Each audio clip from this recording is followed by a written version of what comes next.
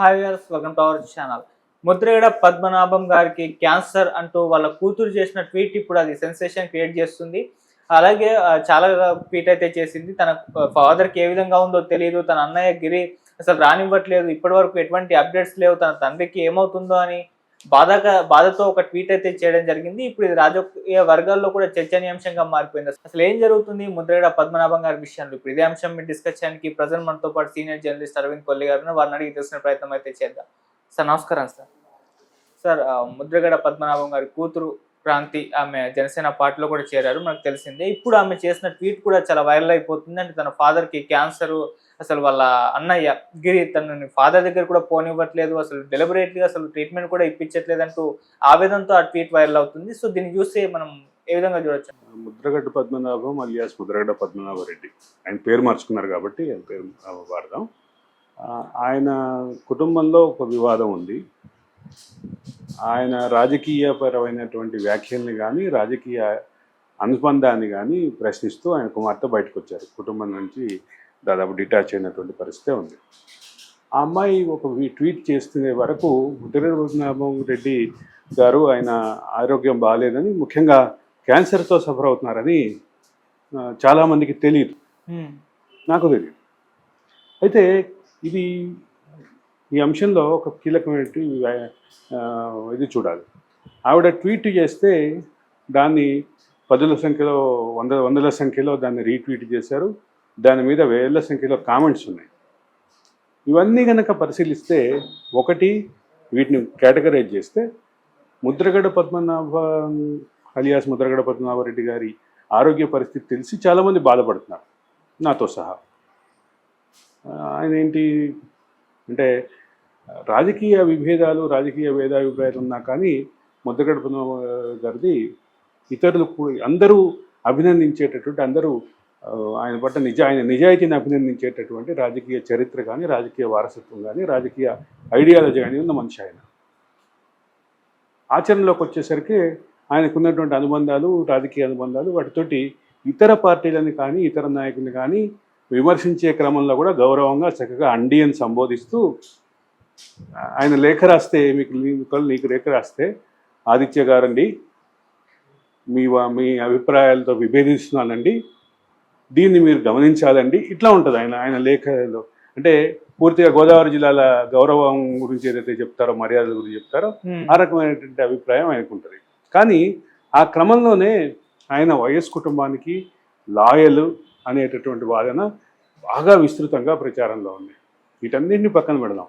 Mudragada Padmanabham alias Mudragada Padmanabha Reddy గారి ఆరోగ్యం బాగుండకపోవటం, ఆయన క్యాన్సర్ తోటి సఫర్ అవ్వటం ఖచ్చితంగా బాధాకరమే. ఖచ్చితంగా దాని పట్ల ప్రజల స్పందన కూడా అలాగే ఉంటుంది.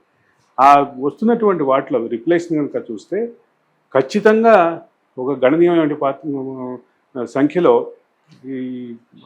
ఇదే రకమైనటువంటి భావం వ్యక్తం చేస్తున్నారు. ఆయన పట్ల సానుభూతి వ్యక్తం చేస్తున్నారు. ఆయన ఆరోగ్యంగా మళ్ళీ కోలుకోవాలని కోరుకుంటున్నారు. కొన్ని వ్యాఖ్యలు చూస్తే ఆ కరడుగట్టినటువంటి జనసేన నాయకులు కూడా ఆయన త్వరగా కోలుకోవాలని కోరుకుంటున్నారు. కరడుగట్టిన తెలుగుదేశం నాయకులు కూడా ఆయన మళ్ళీ ఆరోగ్యాన్ని పూర్తి స్థాయిలో సాధించాలి అనేది అభిప్రాయం చెప్తారు. ఆయన ఆరోగ్య స్థితి పట్ల బాధని, జాలిని వ్యక్తం చేస్తున్నారు. ఆయన త్వరగా కోలుకోవాలని ఆశాభావం వ్యక్తం చేస్తున్నారు. ఈ నేపథ్యంలో ఒక రకమైనటువంటి ట్రెండ్ ఏంటంటే, ఈ రిప్లైస్లో కానీ రీట్వీట్స్లో కానీ ఆయనకి సంబంధించినటువంటి ఆరోగ్యం మళ్ళీ పునర్వైభవం రావాలి, ఆయన మళ్ళీ యాక్టివ్ పాలిటిక్స్లో ఉండాలని కోరుకుంటున్నారు. ఇది ఒక విషయం పక్కన పెడితే, మేజర్గా అమ్మాయిని క్రాంతిని టార్గెట్ చేసి కొంతమంది వ్యాఖ్యలు చేస్తున్నారు. రాజకీయ విభేదంతో, రాజకీయమైనటువంటి ఆశలతోటి ఏదైతే కూటమికి దగ్గరయ్యావో, ముఖ్యంగా జనసేనకి దగ్గరయ్యావో, ఆ క్రమంలో నాన్న రాజకీయ అభిమానాన్ని, రాజకీయ అభిప్రాయాన్ని విభేదించిన నీకు నాన్న ఆరోగ్యం ప్రశ్నించే హక్కు లేదు, నైతిక హక్కు లేని దగ్గర నుంచి మొదలుపెట్టి, నేను ఇక్కడి నుంచి మొదలుపెట్టి మాత్రమే అంటున్నా, రకరకాల వ్యాఖ్యానాలు కనిపిస్తున్నాయి. ఏదేమైనా ముద్రగడ పద్మనాభం లాంటి రాజకీయపరమైనటువంటి నిజాయితీ పరమైనటువంటి వ్యక్తి, అంటే పూర్తిగా నిజాయితీగా ఆయన జీవితం అంతా కొనసాగింది, అనేది చెప్పక తప్పదు. అయితే ఆయనకి రాజకీయ అనుబంధాలు కానీ, ఆయనకి కుటుంబ అనుబంధాలు కానీ ఉన్నటువంటి కొన్ని కుటుంబాలతోటి ఆయనకు ఉన్నటువంటి అనుబంధాలను వదులుకోలేక కొన్ని రాజకీయ వ్యాఖ్యలు చేశారు. ఆ రాజకీయ వ్యాఖ్యలు చేసేటటువంటి క్రమంలో కొంతమంది వ్యక్తిని టార్గెట్ చేశారు అని అంటారు. ఆ టార్గెట్ చేసేది కూడా మీ అభిప్రాయాలు నాకు నచ్చలేదండి అంటూ మీరు పలానా మాట అన్నారండి ఈ రకమైనటువంటి భావం ఆయన ప్రకటనలో ఉంటుంది. ఇది కొంచెం ఈ ఈ అంటే రాజకీయ ప్రస్థానంలో ఇది ఒక ఎక్స్ట్రీమ్గానే చెప్పాలి. అంటే అతి మర్యాద చూపిస్తూనే విమర్శ చేయటం అనేది ఆయన స్టైలు. దానికి రకమైనటువంటి అంటే ప్రభావం అయితే ఖచ్చితంగా ఉంది అని చెప్పక తప్పదు. ఓకే.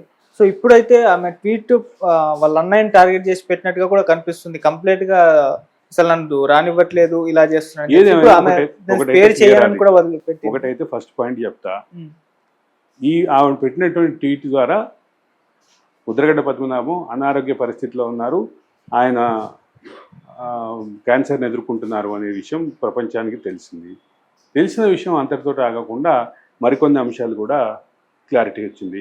ఆయనకి సంబంధించినటువంటి ట్రీట్మెంట్ని సక్రమంగా వాళ్ళ సోదరుడు నిర్వహించట్లేదు, ఆయన రెగ్యులర్గా డాక్టర్ విజిట్స్ తీసుకెళ్ళట్లేదు, డాక్టర్స్ దగ్గర నుంచి ఇచ్చేటటువంటి సలహాలు పాటించట్లేదు అనేది ఆవిడ చేసినటువంటి అభియోగం. దీని మీద కుటుంబ సభ్యులకి సంబంధించిన పెద్దవాళ్ళని మెయింటైన్ అంటే పెద్దవాళ్ళని సంరక్షణ విషయంలో ఈ రకమైనటువంటి ఆరోపణలు ఇది అనేక కుటుంబాల్లో ఉన్నప్పటికీ ఇది ముద్రగడ్డ పద్మనాభం గారికి ఆరోగ్య పరిస్థితికి కానీ ఆయన మానసిక పరిస్థితికి కానీ ఇది ఆహ్వానించదగ్గ పరిణామం కాదు. ఆయనకి ఖచ్చితంగా మెరుగైన చికిత్స జరగాల్సిన అవసరం ఉంది. అదే సందర్భంలో ఆయన రాజకీయ ప్రస్థానంలో